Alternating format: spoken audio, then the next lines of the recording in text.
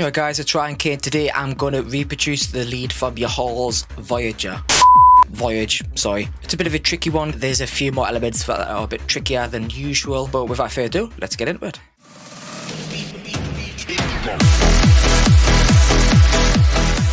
This was suggested by Pekka Titnen. Sorry, again, I've probably butchered your name there. So this one's for you. Right, before we actually start looking at the synth sound itself, I'm going to quickly put in what the lead sounds like from the track. So have a little listen to this.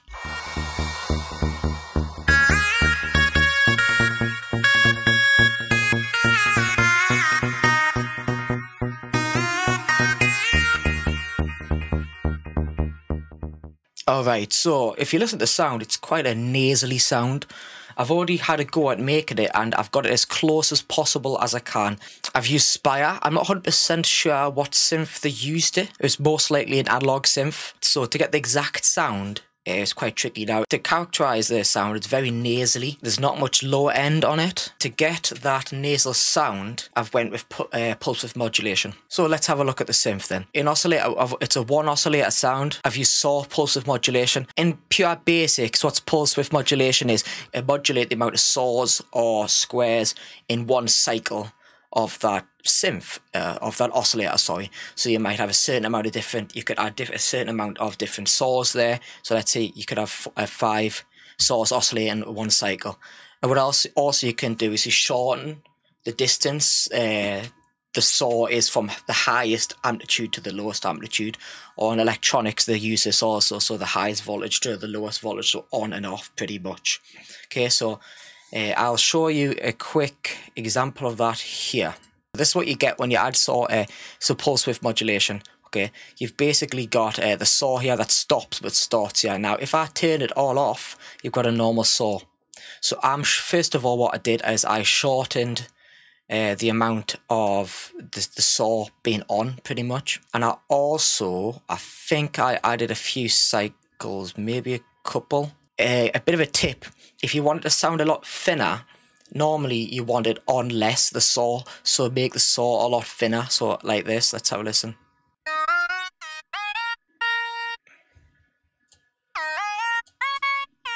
Okay, so it's probably around there. Now, I feel like I needed to add a bit of a triangle wave to this just to even out some of the peaks. Okay, so it wasn't completely on off and it evens out the peaks. So all you do is I've added a triangle here and added the triangle to the wet mix. Okay, so adding the triangle to the signal. Let's have a listen then. Okay, so straight away you've got that tinny, nasally sound going on. So I think that is the oscillator. For voices, I think this could vary quite widely. I've had 4 voices here, half the density and a bit of detuning, so it's not completely like mono. It's kind of pushed out a little bit, but very detuned very slightly, so it's not too much.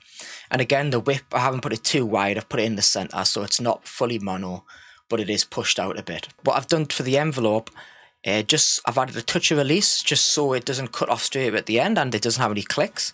If I had a medium decay and a bit of sustain, I haven't just used the decay because I didn't want a very short sound. I wanted a little bit of sustain. I have not used any modulation on the cutoffs. Now the cutoff is, I've used an acid cutoff. I've had quite a lot of resonance to again bring up that nasally sound in the higher end. And I haven't got a fully open cutoff. Now I've lowered it a bit because Spire tends to use a lot of high end. So to get a bit more of that analog-y sound, I've dropped it down a bit. So this is what it sounds without the resonance. So with resonance.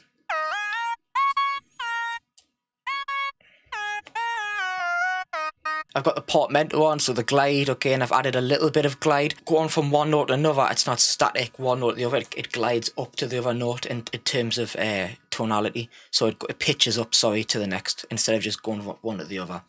So because it does that, a bit of that in the original sound. So that's the basis of the sound. Now let's add the effect. So to start off, I've EQ'd the bottom end because there was no bass on it, and I've given it a bit more presence, really upper mids, lower highs. Okay, just added a bit of presence here, added a touch of compression here on X comp. Okay, so that gives so without the EQ it sounds like this. With EQ just because it's an extra bit. Then I've added a touch of saturation.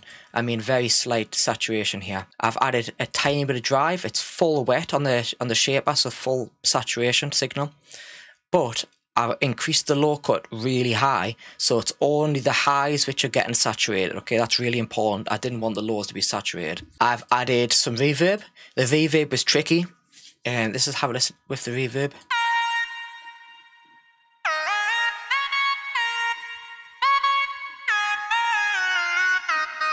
I could increase the damp a bit more for one, and decrease the wet signal, because that is quite a wet sounding plate reverb. I've added a little bit of delay. I've added 68 notes and quarter notes, I think, yep.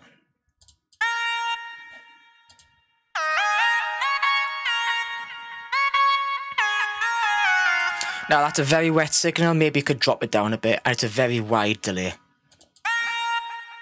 Bit better. Now onto the last part of the sound. This was the trickiest. What makes this sound quite unique is the phase of using it. They're using a phaser, and it's quite an old style phaser, and it's really quite classic trance phasing.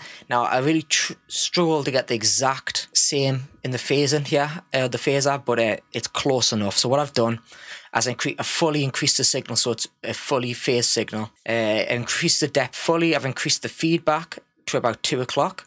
And I've added the frequency to about 1 o'clock. So let's have a listen to this.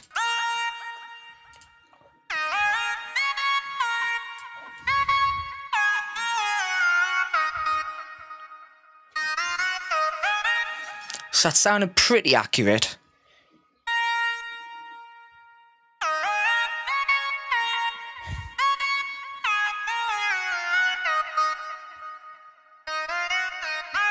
I think I've got it pretty close there. It's not perfect, but again, I'm not sure what synth they used to produce this, but this is the style, this is how you would produce that style of lead. Right guys, I hope you enjoyed the video. If you weren't aware, I do have quite a few sound banks out for Spire that I've used extensively over the last 3 or 4 years. So I've got a couple of Spire banks just up here, up there somewhere. Again, if you wanted to recreate another lead, guys, just drop it in the comments. I'll have a go of this. This was a bit more advanced than the last one. I really enjoyed doing it though, guys. But thanks for watching. Please subscribe and like the video. I'll catch you next time. See you later.